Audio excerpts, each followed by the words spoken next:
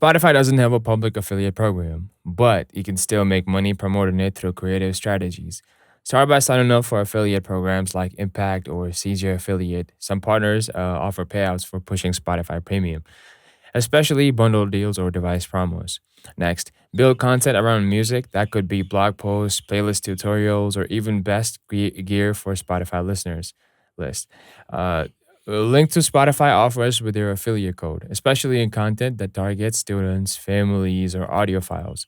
Another way is through playlist marketing. If you have built a playlist with a strong following, you can partner with brands that want to reach that audience and earn through affiliate deals. Think headphones, concert apps, or merchandises, all kinds of things.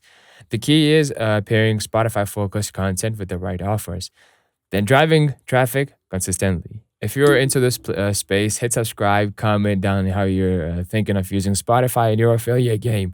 I'll drop some more ideas tailored to your niche. Until then, if you do have any questions, like always, you drop them us in the comments, and we'll get back with a video regarding it.